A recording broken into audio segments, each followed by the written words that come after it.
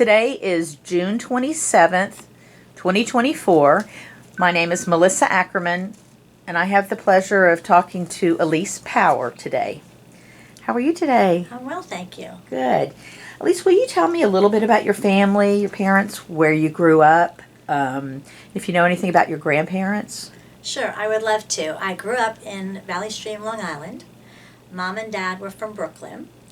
Dad's parents were from Russia, and then Mom's parents were from Poland. And when I was growing up in Long Island, both my grandparents lived in Brooklyn, and I always came out to us on the island for the Jewish holidays and the meals. Mm-hmm. And did you have other family that lived up there? New Jersey, Mm-hmm. but not on Long Island and not in Brooklyn. Okay. And did you have a Jewish education when you were growing up?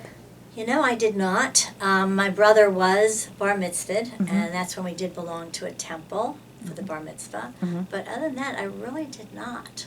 So, did you go to public school or private school? I did. I went to public school. Uh-huh. And did you have any hobbies when you were growing up? Hobbies. My hobbies were learning to communicate with my very strict father. So I know I loved football. I always loved football. So going to all the social events at the school and football. Didn't really have many hobbies back then. Going Okay. into the city with Okay. girlfriends, we would take the subway or train into the city, go to Greenwich Village, Mm-hmm. Rockefeller Center. But we lived a very conservative lifestyle. Mm-hmm. What kind of work did your father do? Dad was public relations for Shell Oil Company for 36 years. Well, basically, he was a photographer who loved photography. Mm-hmm. And that allowed him back in the 60s. Shell Oil had they sponsored a lot of the golf tournaments. Mm-hmm. So Dad got to travel in the 60s, and he always brought me home a doll from wherever he was. Did you ever get to travel with him? No, I was a teenager Oh. going to school. Okay. Okay, did your mother work outside the home? Mom worked in a physician's office, so she was working as an office manager and worked part-time because she was really a homemaker back then. Mm-hmm. And so you grew up and went to college. Where'd you go? I went in Boston, and that was the year that actually I was back in 1970, and Mom and Dad was transferred with Shell Oil to Houston. So I decided I wanted to move to Houston. I didn't want to stay in the East Coast when they were moving to Houston. Okay, and so you moved to Houston. You were in college, out of college? I didn't. That's a good question. I was in college, but then I stopped for a little while, so that with the transition to move, Mm-hmm. and then I went to work Mm-hmm. in medical field Okay. In Houston? in Houston. And what'd you think of Houston? I'm glad to be in Dallas. I got here as soon as I say I'm from so and so, and I'm glad to be here. Couldn't get here soon enough. I was in Houston for 15 years. That's a long time. Okay. Had both married and had both my daughters there, Okay. and moved back to the East Coast for a little while. Were you involved in anything in the Jewish community when you were in I Houston? was not. Were you working? I was working in the medical field, but was not involved with the Jewish community. We were in the northwest side of town Okay. versus the south, where most of the Jewish people lived. Okay, so you lived there. You got married. You had kids, and you were there for 15 years. And did you come to Dallas after that? I went to via New Jersey. Okay, I what'd you do when you went back to New Jersey? I started working in hospice. Oh. I started working in hospice. A recruiter had called me. Didn't really know too much about hospice, and the hospice was just beginning in the nursing homes. Mm-hmm. So I worked in hospice. And What drew you to it? that's a good question. People ask me that all the time. And boy, when I went to work for it was certainly a very new concept back it was in the 90s. And so I think I wanted something different, and then when I started working in it and realized how much education was needed for patients and families and the community, I thought that this is my love. I found my place. I found where I needed to be. And so what do you actually do now?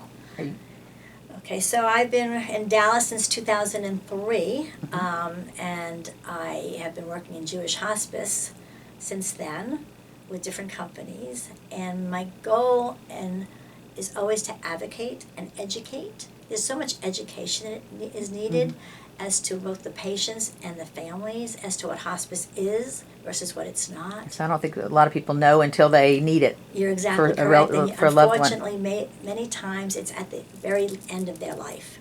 Although Jimmy Carter right now, he's been in hospice for a year and a half.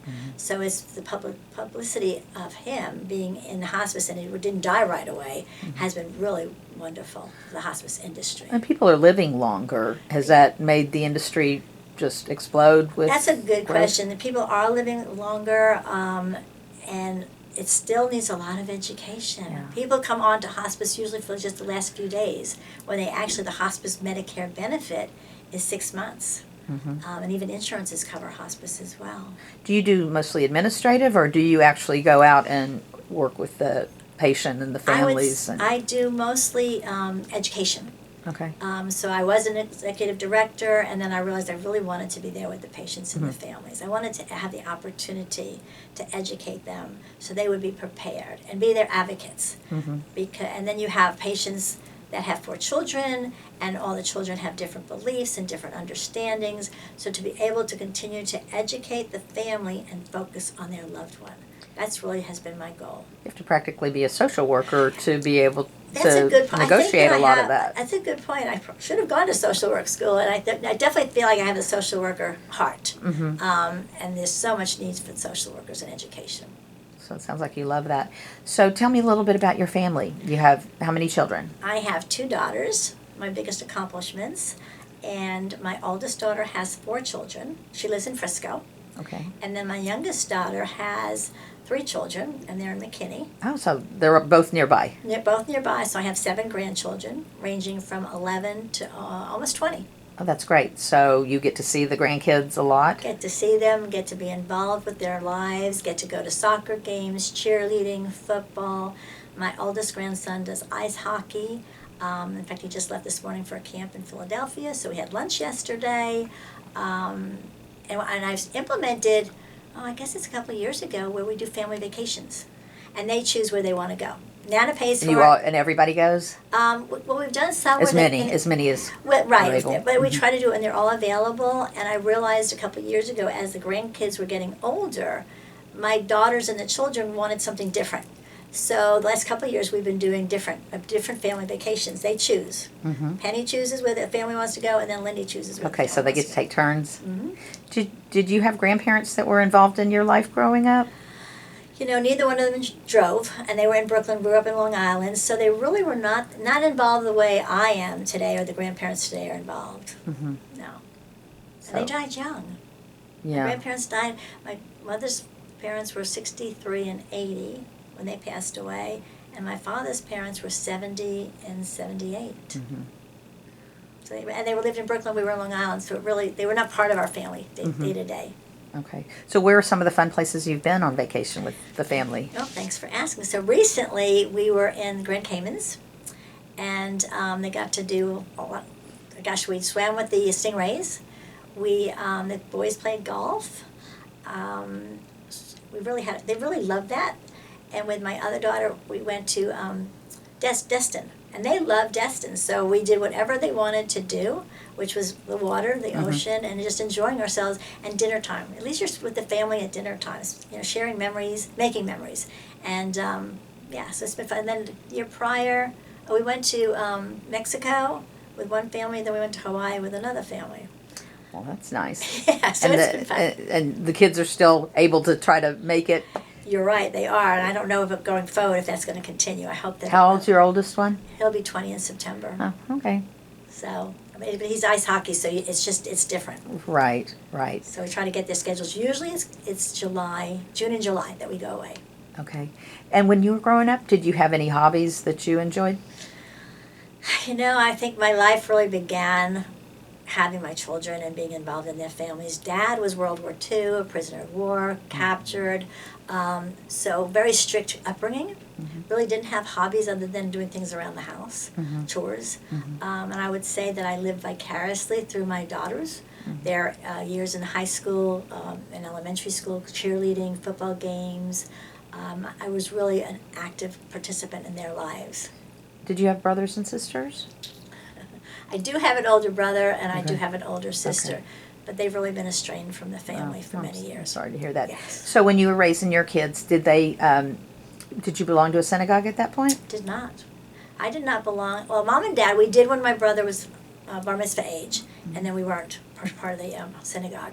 Then when I moved to Dallas in 2003, I joined Temple Emmanuel, and I got involved in the Jewish community, and I was just so impressed and felt so good and knew that this was in my heart. This is where I needed to be, between the JCC, the Temple, JFS, just everything that I got involved with, that they were so welcoming to me, coming from the East Coast. You know, I love being from the East Coast, but I love living in Dallas. What kind of things did you get involved with some of those different organizations? I got involved with, I became president of Hadassah, which my mother was never a part of that, where a lot of parents are. Got involved with Hadassah, got involved with doing some community work with the J and JFS. Also, I've been involved with the Ovarian Cancer Society, Will to Survive. I've been part of that, I think, for 12 years now, since inception. And also the pancreatic cancer, since Mom passed away of pancreatic cancer back in 2011. So they've just opened my eyes to so many different things. Going to Israel. My parents had never been. And David and I went to Israel, and and it was the year that Dad passed away in February of 2017. Our trip was planned for June of 2017. And we went. And you had never been? I had never been. Neither had David. And going was very sensitive and sentimental to us, for me, because Dad had just passed. Powerful. It's very Whenever kind. you I would have go. he knew we were going, and I would have liked to share those memories with him. So how did you meet David? I met David on J-Date. Oh, okay. And when was that? We met in 2010, and we met in 2010 and just seemed to hit it off. Where's he from? He's originally from Michigan, and then he's been here since he was a teenager with a family business, and he's the middle son of 3 brothers. And so we've been together. He was just asking me the other day. I said, we have been together since 2009. Okay. Yeah, Long so it's time. almost 15 years. Right. We And live what in the kind of- Bonaventure. Okay. Love living at the, some people say, oh my God, there's too many Jews. But we love living at the Bonaventure. And when did you move there? We moved there, actually, it would be 10 years in September. Okay. Yeah. And that's a nice lifestyle. It and really is. It really is. Did you downsize to move over there? Well, we did, but that was, that. But What? you were ready? We were ready, and really from what I see in the industry that I work in with families and their loved ones, they just have a lot of clutter. So for us, I think it's good for my children that we downsized. And you don't have people from out of town, so, I mean, No. do you have your grandkids spend the night periodically? Yes. Yeah, absolutely. Yes. That's nice. And what kind of work does David do? David's in a family business in the steel industry. Okay, so he stayed in the same thing that he's been in? Yes, yes. That's nice. Is he retiring, or? He could. He chooses to go in 4 days a week. That's his choice. And you still are working full-time? I have taken a little break. So I'm in the community. I'm pursuing other opportunities in hospice with different companies, and so right now I am taking a little break. Yeah. Okay. Did you have any role models or heroes growing Well, up? I would say that my role model was really my mom. She was an excellent parent, homemaker, and Mom didn't work outside the family, outside the house, so she was always there. And Dad, my hero.